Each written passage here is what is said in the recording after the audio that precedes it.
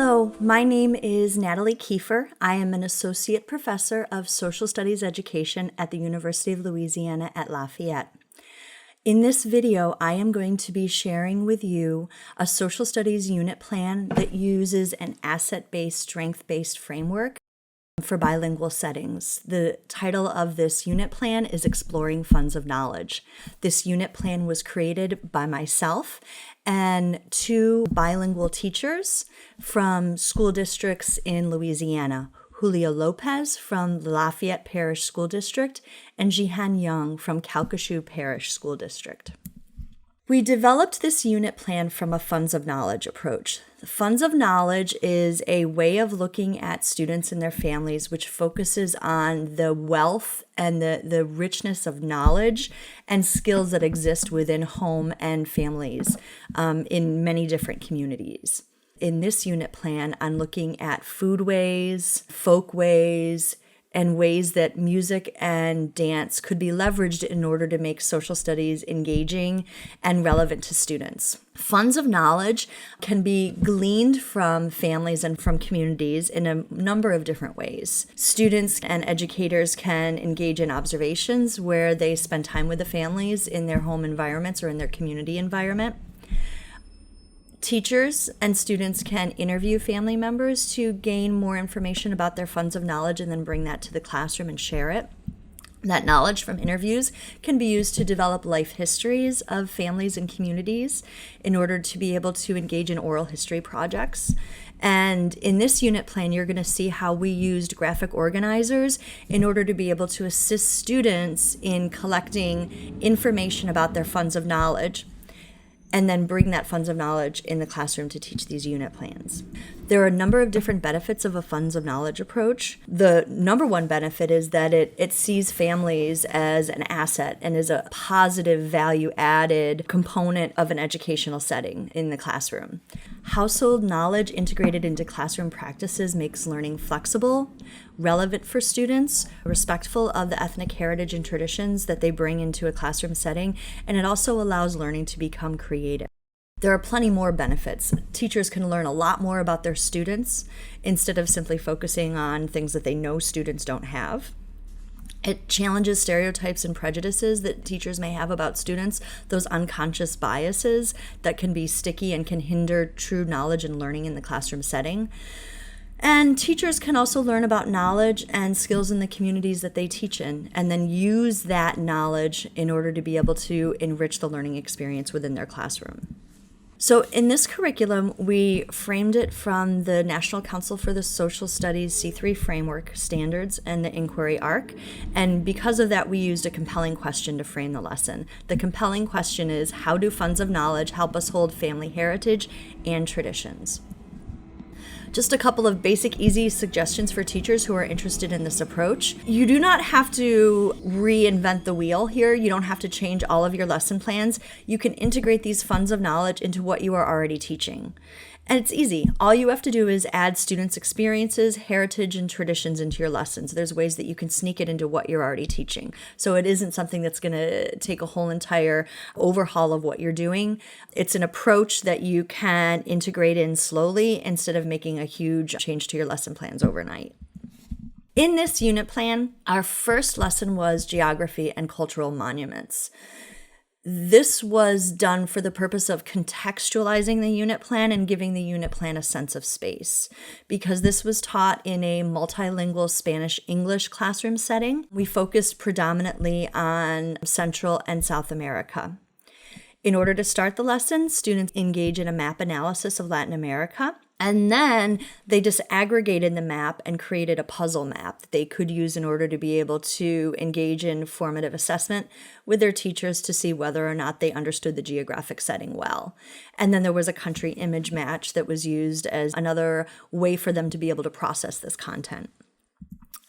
The next lesson is when students went to their homes and gathered information, gathered funds of knowledge about foodways. They also read children's literature about foodways and developed stories from their families about the children's literature as well. So on this slide, you see the graphic organizers that were used that students would take home, and they would interview the adults in their home and find out information about foodways in their family to develop these stories. And then the teacher would use the information that students brought into the classroom to pair it with relevant supplemental children's literature in order to be able to deepen this kind of a content knowledge. So the different instructional strategies in this lesson was a Funds of Knowledge graphic organizer. They engaged in a read aloud and picture timeline. They used a Venn diagram to help them record and take notes to compare and contrast the foodways from their families and then the foodways that they read about in the children's literature.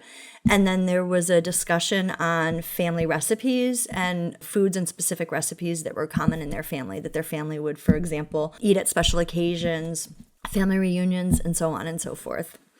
And then these family recipes would be retained and applied in the summative assessment that I'm going to be talking about at the end of this presentation. The next lesson was a lesson on dance and music in Latin America.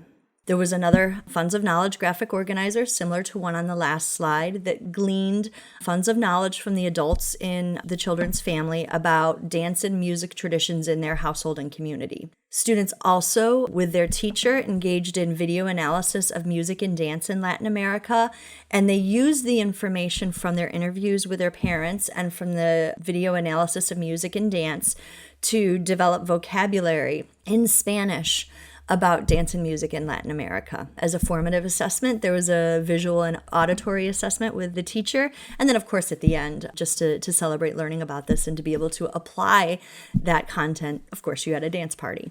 The last lesson in this unit plan was a lesson on folk art in Latin America. Instructional strategies were a visual analysis of art by Latin American artists, such as Diego Rivera, Frida Kahlo, and Fernando Botera, we see here with the little boy on top of the horsey. Students engaged in a self-portrait activity in order to be able to apply the styles that they learned about from these Latin American artists. There was a visual analysis of indigenous art, and then students got to learn how to make molas, which is a type of indigenous art that's found in Central America and in northern South America and around Colombia. So here are some examples of what the molas looked like over here on the left slides. These are tiles with animals that students would create. And then students would each create an individual tile, like you see with this cat in the middle picture. And then at the end, the teacher could take all of the tiles from all of the students in their classroom and put it together to make a mosaic. Ojo de Diaz was another example of a folk art project that students can do from Mexico. And you see an example of that in the image in the bottom left of this slide. The summative assessment took all of the formative assessments and processing activities from each of the different lessons and compiled them into a big book of activities from the unit plan. So there would be a map of Latin America with features of cultural significance that arose from the funds of knowledge that were gathered in the unit plan. There would be a section of the book with family recipes and stories about foodways. There would be images and artifacts from Latin American music and dance that would be included in one section of the book, and then student artwork as well, including their self-portraits and molas or ojo de Diaz. So a couple of easy pieces that we learned from the unit. Contextualization is really important. Try to bring in more of the world that you're teaching students about. So this geography and cultural monuments kind of set the stage and foregrounded the regions that students were going to be learning about in this unit plan. And because funds of knowledge is very responsive to your students, this map of the world is going to be different based on the students that you have in your classroom if you're using this approach. And try to integrate students' world with the content. So foodways, bringing in family stories, and then pairing that with children's literature strengthens this kind of understanding that funds of knowledge are valuable and value added in your classroom. And then try to include self-expression, cultural activities, allow your students to be artistic and to be creative. So with the dance and music in Latin America and the folk art in Latin America, students had opportunities to be creative with dance and music, as well as to be creative and generate their own folk art. Other considerations: Make your summative assessments engaging projects and products. Allow them to be able to apply what they've learned in an authentic way. And when in doubt, go slowly. You don't have to overhaul all your lessons overnight. Start by adding one activity per lesson, one activity per unit plan that intentionally engages and leverages funds of knowledge from your students and from their families and the communities in which you're teaching. So if you're interested in accessing the unit plan that I described in this presentation, there's 2 ways to be able to do that. You can email me at natalie.kiefer@louisiana.edu, and you can access our asset-based materials on our website, and the URL for our website is posted on this page. Thank you very much for attending my presentation.